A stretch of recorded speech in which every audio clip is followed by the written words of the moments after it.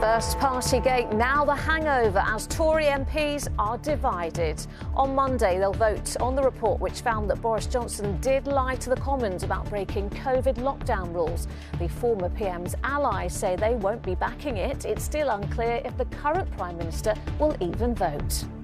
I've made my mind up by reading this report, and I don't think any fair-minded person who read this could believe it was an appropriate punishment for a former Prime Minister.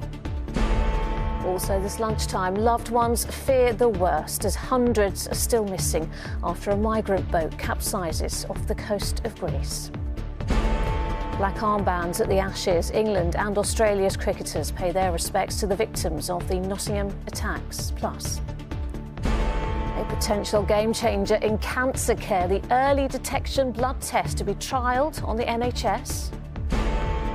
And costs keep on rising. The price of family favourite meals go up by almost 30%.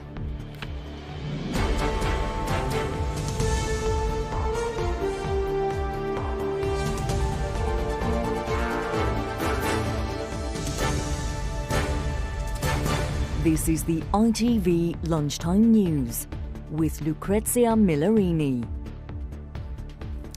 Good afternoon. The Prime Minister faces a battle to unite his party as he attempts to move on from a scathing report into his predecessor's conduct over Partygate. With a vote due on Monday over the Privileges Committee report, which found Boris Johnson lied to MPs about breaking lockdown rules, allies of the former PM are warning MPs if they back the motion, they could face battles with their local parties to remain as candidates at the next election. Labour say Rishi Sunak should tell his MPs to back the committee, but this lunchtime it's not been confirmed whether he himself will be voting. And with the announcement, Boris Johnson has a new newspaper column with the Daily Mail. More controversy is expected. Our political correspondent Harry Horton has the latest. It was this lockdown birthday gathering 3 years ago that earned Boris Johnson a police fine. On Monday, he will turn 59. At the same time, MPs will vote on whether they agree the former Prime Minister lied to the House of Commons. The government isn't telling MPs how to vote and says they don't have to turn up if they can find a good reason. One of Boris Johnson's supporters who will be voting says he'll be rejecting the committee's findings. I've spoken to Boris. I can absolutely give you a categoric assurance that he is in no way attempted to persuade me to vote either one way or the other. I've made my mind up by reading this report, and I don't think any fair-minded person who read this could believe it was an appropriate punishment for a former Prime Minister. This lunchtime, the Prime Minister's spokesperson said Rishi Sunak still hadn't read the Privileges Committee report and so didn't yet have a view on it. Number 10 couldn't confirm how or even if the Prime Minister would be voting on Monday. Labour said he should back the committee's findings. Rishi Sunak should be clear with his MPs. If they want to see Parliament functioning effectively, actually showing the kind of values that we expect across our country, where MPs tell the truth in the House of Commons, then Rishi Sunak should be requiring his MPs to actually support that committee's recommendations. But who's this? An erudite new columnist in the Daily Mail, unmasked in the past half hour. It is going to be completely unexpurgated stuff. I may even have to cover politics, but I'll obviously try to do that as little as possible, unless I absolutely have to. I don't imagine Downing Street will be terribly surprised that he's announced that he's going to be writing a column. I suspect there'll be a certain amount of nervousness about what he's likely to be wanting to use it for. Hopefully, he'll be using it very constructively to fly the flag for the Conservative government and for the UK. Others may be less optimistic about that, as Rishi Sunak hopes his former boss doesn't reopen divisions within his party. Oh, well, let's talk to Harry in Westminster now. Harry, the outcome of Monday's vote isn't in doubt, is it? Not really, no. We're expecting the vast majority of MPs to back the committee's report and its findings. And I should say there are many Conservative MPs who think that the committee has done a pretty thorough job, and they think it's important to be supportive of the committee's findings in that vote on Monday. As I mentioned in my report, their MPs have been told they don't have to turn up on Monday if they can find a good reason to be elsewhere. Many of them I've spoken to say they're more than happy to help out campaigning those two upcoming by-elections and avoid a potentially awkward vote on Monday. I think the bigger headache for Number 10 this lunchtime is this new column by Boris Johnson, which provides him with opportunities every week to chuck proverbial hand grenades towards Rishi Sunak as he tries to turn his party's fortunes around in the run-up to this expected general election next year. All right, Harry in Westminster, thank you. Well, to the Mediterranean now, and the latest on the search for survivors after a migrant ship capsized off the coast of Greece. At least 78 people are dead, with hundreds more still missing. Friends and family have gathered at the Coast Guard office, desperate for news of their loved ones. As hope fades of finding more survivors, pro-migrant protests have taken place in the capital, Athens. Well, meanwhile, 9 people, including the ship's captain, are under arrest on suspicion of people smuggling. For the latest, let's speak now to our correspondent, Romilly Weeks, who is in Kalamata. Romilly, a terrible time for the family and friends of those still missing. Yes, that's right, Lucrezia. The survivors have actually now been moved from Kalamata to an asylum centre north of Athens. But here at the Coast Guard office is where relatives, as you can see behind me, are gathering for news of the missing, and they are finding it a deeply distressing experience. I've been speaking to one man, Mohammed Yunus from Bradford. He's looking for his brother Yusuf, who was on the boat from Pakistan, and he believes that the authorities could and should have done much more to help the boat before it capsized. As you can hear, he is incredibly upset and angry with the Greek authorities. They're just waiting for people dying. Then, you know, people news, Greek government do this or did this, but they didn't do anything. Everybody crying. Who can't say anything? Who can't speak to him? How can I say my brother is died? I can't say that. If I say that, people say, my cousin sister said, don't say that. Early on, my wife's sisters ring me. She said, don't say that, please. Because he's a good person. He's very nice man. And he has children? 4. In Pakistan? In Pakistan. Very hard for them now. Very hard. Do they know what's happened? No. When they ring me, I said, yesterday I spoke to him.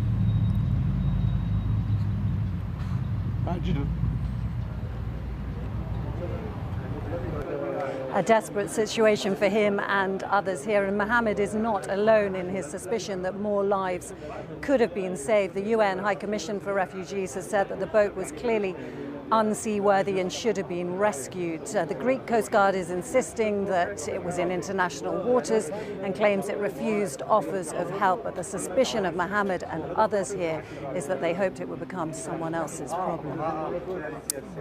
In Kalamata in Greece, thank you. Well, here police continue to question a 31-year-old on suspicion of murder following the Nottingham attacks on Tuesday.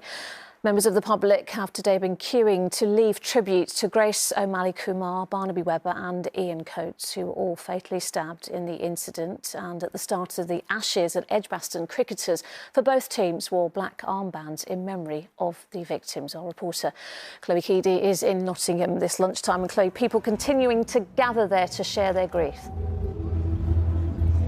Yes, that's right. It was in this square last night that thousands of people gathered at a vigil for the victims. And this morning, people have continued to come. They've been coming here all morning, bringing flowers, bringing balloons, leaving cards and queuing to write in a book of condolence that's been opened inside the building behind me.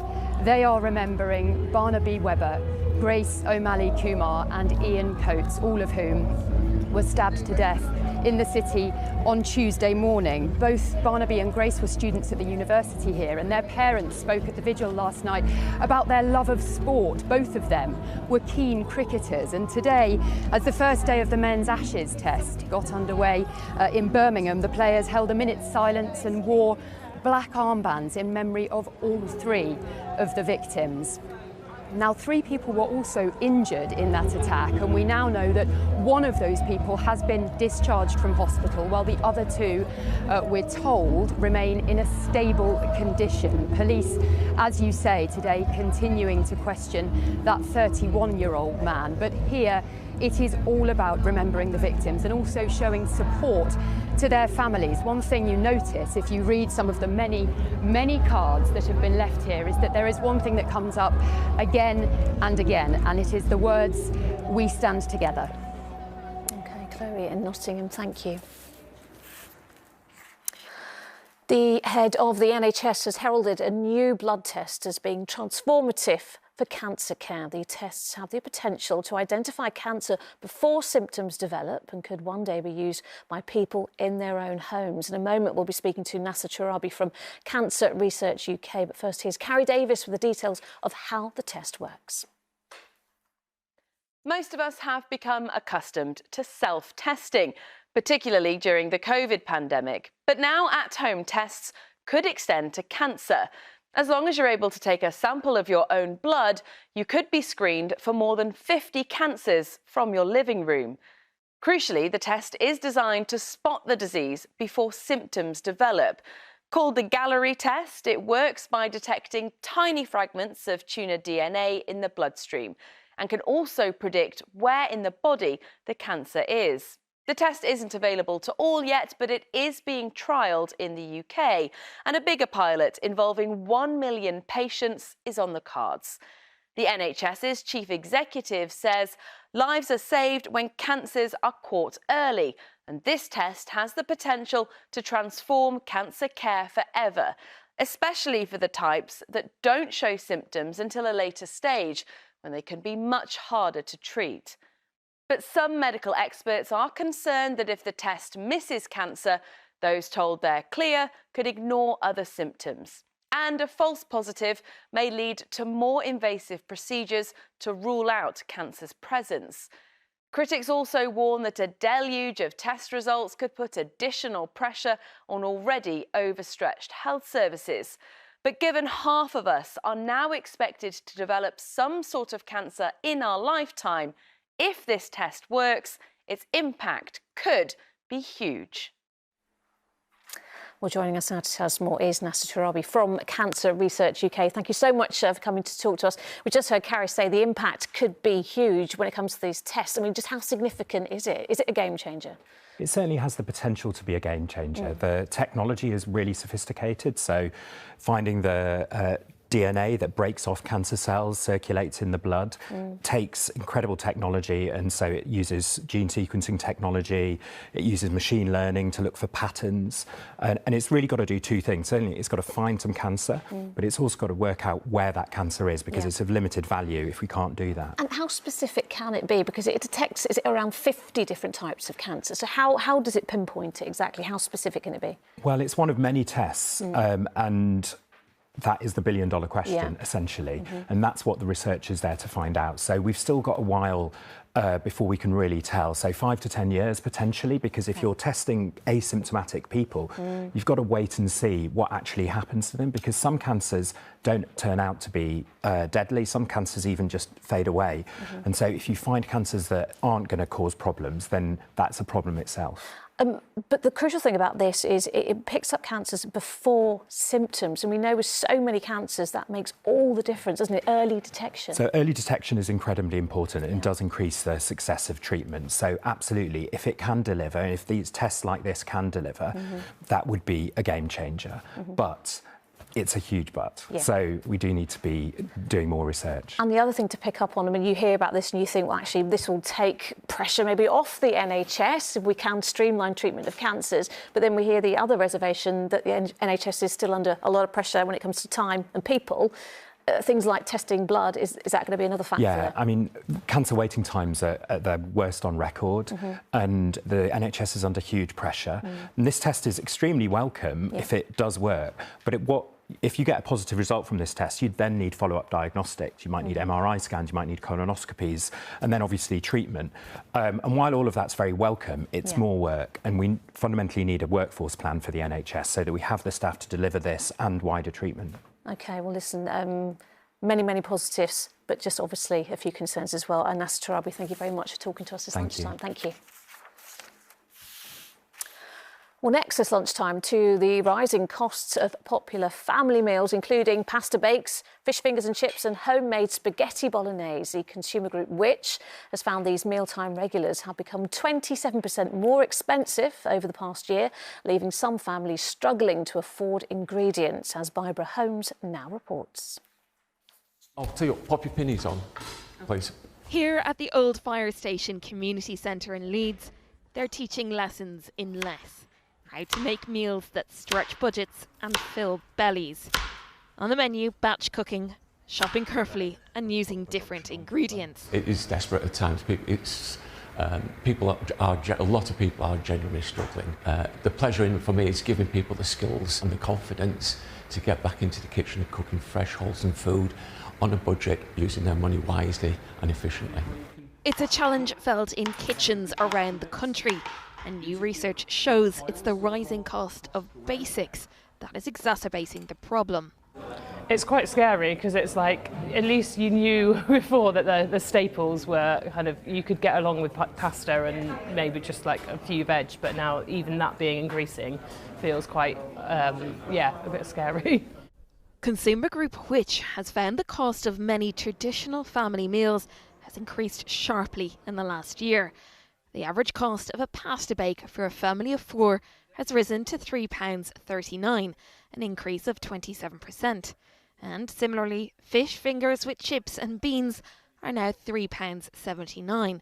That's up 24%, largely because baked beans are now on average 36% more expensive than they were this time last year. Today, Tesco boss Ken Murphy said these prices have reached their peak, and that there are signs inflation is starting to ease, but for Which it's not quickly enough. We are maybe seeing inflation slowing, but that means prices are still going up. We are, a rocket ship which is slowing down its acceleration. It's still going in the wrong direction for consumers, and we don't know whether we'll ever get back to the prices that we're used to. So for now, it's comfort food at uncomfortable prices. Barbara Holmes, ITV News. An area of the Lake District known as the wettest place in England is now almost completely dry, with warnings conditions are disastrous for wildlife. The recent warm weather has caused the waters to recede in the upper River Derwent in Borrowdale, which led to a rescue operation for fish which had become trapped in shallow pools. Amy Welsh reports. Believe it or not, this is a riverbed in Borrowdale, England's wettest valley. But 2 weeks of warm weather has left it bone dry, and finding a patch for a paddle is a struggle. Usually, the water comes up to about where I am, sort of in the summer, and it's not a deep part of the river, but it's very dry at the moment. It was only in October that the River Derwent burst its banks after heavy rainfall. And because rivers like this have historically been moved and modified to help farmers drain water off their land, they can no longer cope with such extreme weather. So here we are, sat in a river. I take it it's not meant to look like this. No, certainly not. Well, normally we would be sat in water and obviously should be sat in water. The problem here is that the river is perched and it's not in its natural course, so it's not in the floodplain where it should be. How much of an impact has climate change had on the water levels here? It is having an impact. Nature is under threat. It's a serious, serious threat. Usually these stepping stones would be underwater at this time of year, but as you can see, the riverbed is bone dry. This is the 3rd year in a row that the River Derwent has completely dried up, and if the warm weather continues, it'll be devastating for wildlife. When there's no water, there's no life. So that stems from the insects which feed the fish, and the fish that feed the otters and the birds. Ruth McKay is a fisheries project officer, and just a few days ago rescued minnows which had become trapped. As the rivers dried up and receded, they've got stuck and marooned in pools, so just like the one upstream there, and they can't get out because there's no flow to the next, connecting them to the next bit of river. Restoration work is being carried out by the National Trust and West Cumbria Rivers Trust to return rivers to their natural position and slow the flow of water. But they say we all have a part to play when it comes to combating climate change and preserving these waters for the future. Amy Welch, ITV News, Borrowdale. Sport and England's cricketers have made a strong start against Australia as they bid to reclaim the Ashes gets underway in Birmingham. The hosts won the toss and chose to bat with perfect conditions in Edgbaston. Geraint Vincent is there live for us this lunchtime in the lovely sunshine. And Geraint, a good opening for England. Yeah, Lucrezia, I don't think I've ever seen a first morning of an Ashes series quite like the one we've just seen. It was really amazing brand of cricket that England were playing. Just remember 18 months ago in the last Ashes series in Australia, Australia really wiped the floor with England and England were left humiliated and demoralised. Since then there's been a revolution in the English cricket team led by a new coach and a new captain in Ben Stokes. It's all action and it's all about taking risks. Now, an Ashes test remains the ultimate test for an England batsman, particularly opening batsmen. Normally they're very cautious and careful. But have a look now, Lou, at this, the very first ball of the series, of the match this morning. It's bowled by Pat Cummins, Australia's captain, probably one of the best fast bowlers in the world. But the England opener, Zach Crawley, simply steps forward and larrups the ball through the covers for 4 runs. And you might also see they're appreciating the shot. Ben Stokes, the England captain in the pavilion there, wearing what's called a bucket hat. Now that is not normally official headwear for an England captain, but there's a new style about this England team and it's delivering some brilliant play. Australia have taken some wickets this morning, but it's shaping up to be a great contest and a great summer. All right, Geraint, you might need your own bucket hat if the sun keeps on shining like that. Thank you. And finally, it may sound like a spell from Harry Potter, but Vectipelta barati is actually a newly discovered species of dinosaur. Very much extinct, though, and identified from fossilised remains found on the Isle of Wight. Thought to have been covered in blade-like spikes, it's the first new species of armoured dinosaur to be found on the island in 142 years. And that's it this lunchtime. The latest where you are is next. The evening news is at 6:30. But from me and all the lunchtime team, bye-bye.